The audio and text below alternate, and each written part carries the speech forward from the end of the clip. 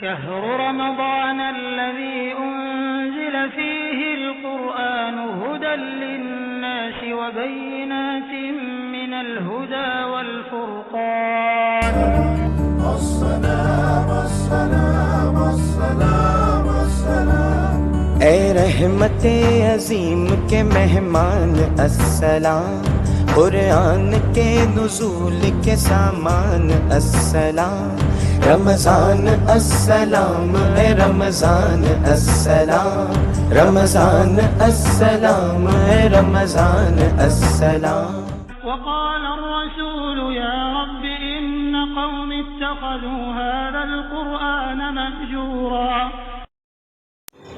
الحمد لله وحده والصلاة والسلام على من لا نبي بعده، أما بعد، أعوذ بالله من الشيطان الرجيم، بسم الله الرحمن الرحيم،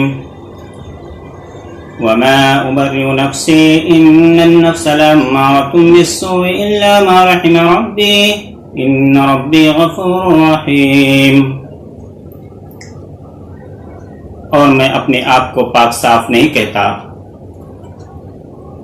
کیونکہ نفس تو اکثر برائی پر اکساتا رہتا ہے، مگر جس پر میرے رب کی رحمت ہو، یقیناً میرا رب معاف کرنے والا اور رحم کرنے والا ہے۔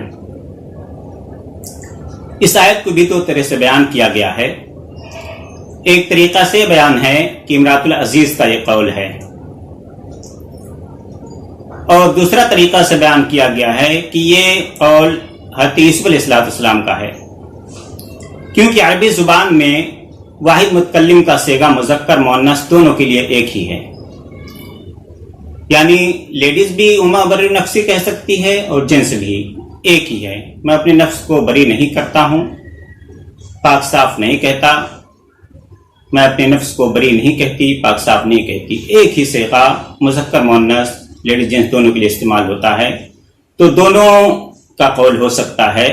لیکن امام ابن کثیر رحمۃ اللہ علیہ نے جو بیان کیا ہے کہ یہ قول شاید امرات عزیز کا ہے، عزیز مصر کا زیادہ معلوم ہوتا ہے۔ اور میں اپنے نفس کی پاکیزگی کا دعویٰ نہیں کرتا، میں اپنے نفس کی پاکیزگی کا دعویٰ نہیں کرتی۔ اگر امرات العزیز کا قول مان لیا جائے تو میں اپنے نفس کی پاکیزگی کا دعویٰ نہیں کرتی، یہ ترجمہ ہوگا۔ اور اگر حضرت یوسف علیہ السلام کا قول مانا جائے تو میں اپنے نفس کی پاکیزگی کا دعویٰ نہیں کرتا، یہ ترجمہ ہوگا۔ دونوں طرح صحیح اور جائز ہے۔ پہلے ترجمہ سے جو میں نے کیا اس سے مراد یوسف علیہ السلام ہیں، اور اگر دوسرا ترجمہ مان لیا جائے تو اس سے مراد عزیز مصر کی بیوی ہو جائے گی۔ اسے اگر حضرت یوسف علیہ السلام کا تسلیم کیا جائے تو بطور کسر نفسی کے ہے، ورنہ صاف ظاہر ہے کہ ان کی پاک دامنی ہر طرح سے ثابت ہو چکی تھی۔ اور اگر یہ عزیز مصر کا قول ہے جیسا کہ ابن کثیر کا قول ہے، کا خیال ہے، تو یہ حقیقت پر مبنی ہے، کیونکہ اپنے گناہ کا اور یوسف علیہ السلام کو بہلانے اور پھسلانے کا اعتراف کر لیا امرات عزیز نے۔ یوسف علیہ السلام نے چونکہ اپنی عصمت نفسی کا اس موقع پر زبردست مظاہرہ کیا تھا، اس لیے ایک جلیل القدر نبی اور مقرب بارگاہ الہی ہونے کی وجہ سے یہ ظاہر کر دینا بھی ضروری تھا کہ میری پاک بازی اور عصمت کا معاملہ میرے اپنے نفس کی بدولت نہیں ہے، کیونکہ نفس انسانی تو اکثر برائی پر ابھارتا رہتا ہے، بلکہ یہ محض اللہ کی رحمت و عنایت کے واسطہ سے ہی ہے، اور یہی رحمت عصمت انبیاء کی کفیل ہے۔ الحمدللہ کہ وہ وقت بھی آ پہنچا، یوسف علیہ السلام کی پاک بازی، صداقت و طہارت کا معاملہ تہمت لگانے والوں کی زبان سے ہی واضح ہو گیا، اور شاہی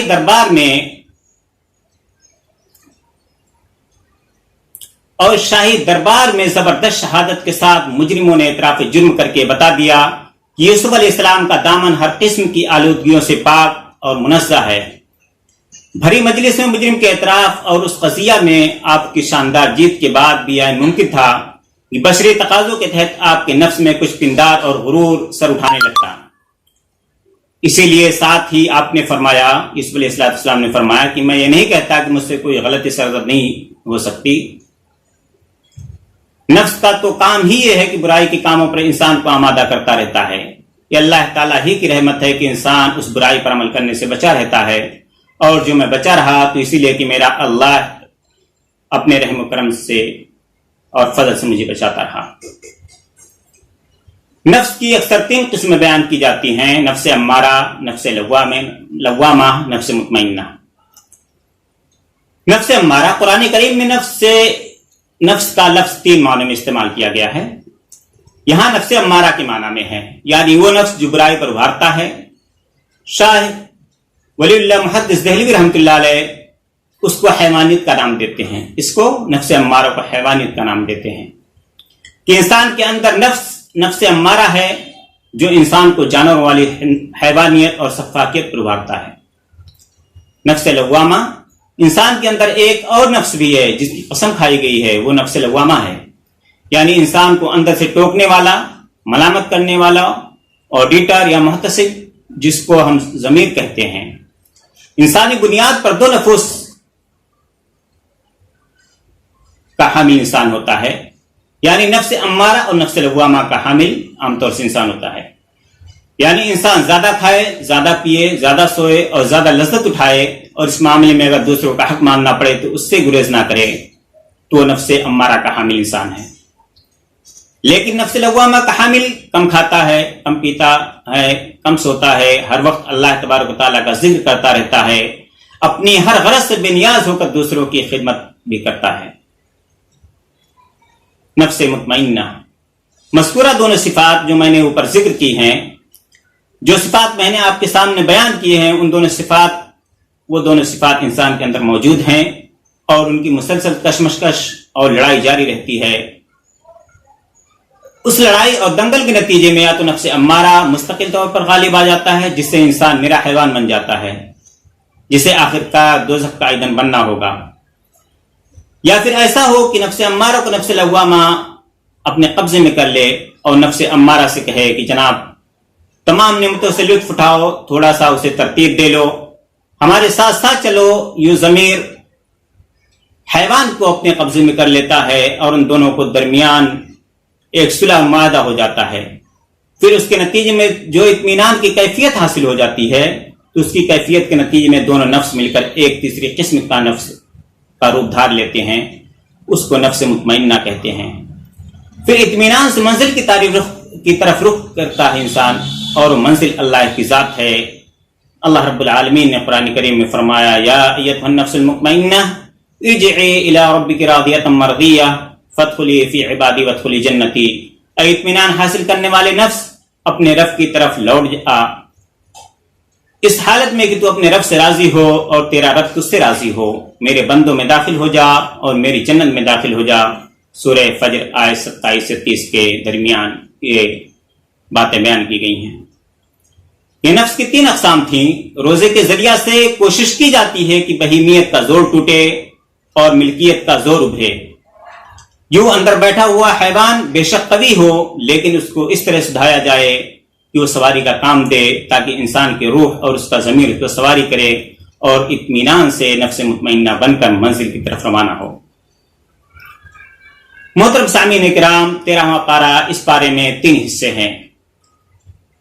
سورہ یوسف کا بقیہ حصہ جو میں نے کل ذکر کیا، سورہ رعد مکمل، سورہ ابراہیم مکمل.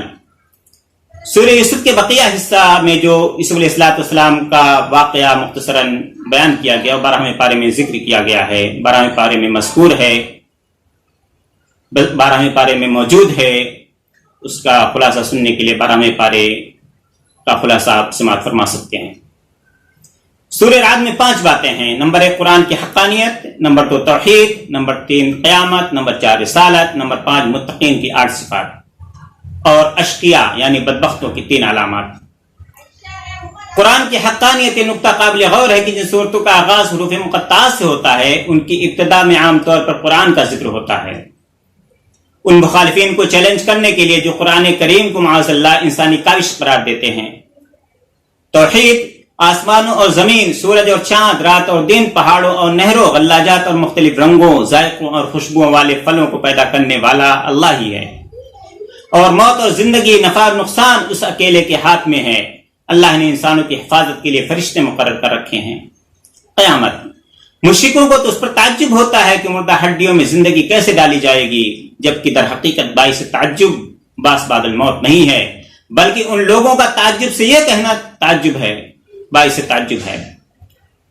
نمبر 4، رسالت، ہر قوم کے لیے کوئی نہ کوئی رہنما اور پیغمبر بھیجا جاتا ہے۔ نمبر 5، متقین کی 8 صفات اور بدبختوں اشقیاء کی 3 علامات۔ متقین کی 8 صفات میں سے پہلی صفت وفاداری، دوسری صفت صلہ رحمی، تیسری صفت خوف الہی، چوتھی صفت خوف آخرت، پانچویں صفت صبر، چھٹی صفت نماز کی پابندی، ساتویں صفت صدقہ، آٹھویں صفت برائی کا بدلہ اچھائی سے۔ اشقیاء یعنی بدبختوں کی 3 علامات: نمبر 1، وعدہ خلافی، نمبر 2، قطع رحمی، نمبر 3، فساد فی الارض۔ سورہ ابراہیم میں 5 اہم باتیں ذکر کی گئی ہیں، موجود ہیں۔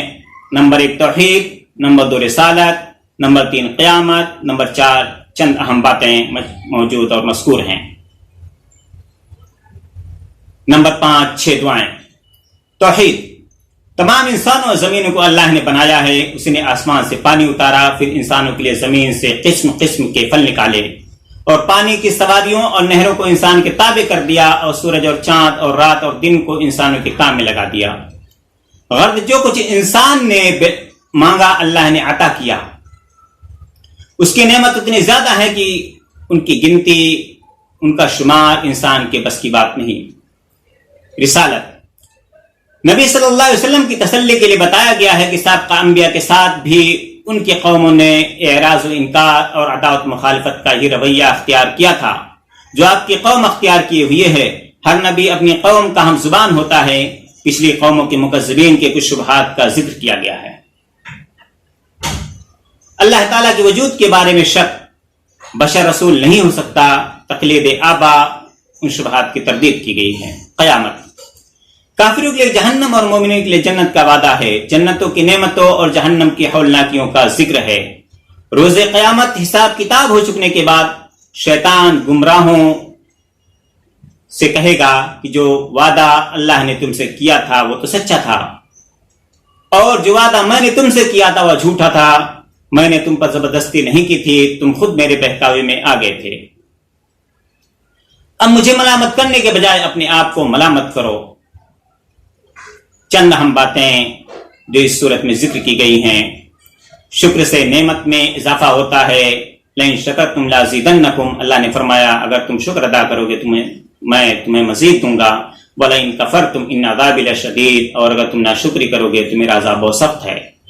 اسی کا ذکر اس میں ہے کہ شکر سے نعمت میں اضافہ ہوتا ہے اور ناشکروں کے لیے اللہ کا سخت عذاب ہے۔ کافروں کے اعمال کی مثال راکھ کی سی ہے کہ تیز ہوا آئے اور سب اڑا لے جائے۔ حق اور ایمان کا کلمہ پاکیزہ درخت کی مانند ہے، اس کی جڑ بڑی مضبوط اور اس کا پھل بڑا شیریں ہوتا ہے، اور باطل اور ضلالت کا کلمہ ناپاک درخت کی مانند ہے، اس کے لیے قرار بھی نہیں ہوتا اور ہوتا بھی بے ثمر ہے۔ اللہ تعالیٰ ظالموں کی کرتوتوں سے بے خبر نہیں ہے۔ نمبر 5، 6 دعائیں۔ حضرت ابراہیم علیہ السلام کی اپنے رب سے 6 دعاؤں کا ذکر ہے۔ نمبر 1، امن، نمبر 2، بت پرستی سے حفاظت، نمبر 3، اقامت صلاۃ، نمبر 4، دلوں کا میلان، نمبر 5، رزق، نمبر 6، مغفرت کی درخواست۔ سامعین اکرام، یہ تھا 13ویں پارے کا خلاصہ، جس کو میں نے مختصراً آپ کے سامنے بیان کر دیا۔ اللہ رب العالمین سے دعا ہے کہ العالمین ہم تمام لوگوں کو قرآن حکیم کو سمجھ کر پڑھنے اور اس میں ذکر کی گئی ہدایات، عبرتیں اور نصیحتوں سے کما حق ہو فائدہ اٹھانے کی توفیق عطا فرمائے، آمین۔ اقول قولی هذا استغفر الله لي ولكم ولسائر المسلمين فاستغفروا من كل ذنب انه هو الغفور الرحيم۔ ناظرین، اگر آپ نے چینل کو سبسکرائب نہیں کیا تو چینل کو سبسکرائب کر لیں، بیل آئیکن پہ کلک کر کے لائک کر دیں، اور لائک کرنے کے بعد آپ اس ویڈیو کو اپنے دوستوں میں شیئر کر دیں، کیونکہ نبی اکرم صلی اللہ علیہ وسلم نے فرمایا من دل علی خیر فلہ مثل اجر فاعلہ، جس شخص نے کسی کو نیکی کے کام پر رہنمائی کی تو اس شخص کو اتنا ہی ثواب ملے گا جتنا نیکی کرنے والے کو ملے گا۔ لہٰذا آپ اس ٹیکنالوجی کے دور میں ویڈیو کو شیئر کر کے ثواب دارین حاصل کریں۔ السلام علیکم و رحمۃ اللہ وبرکاتہ۔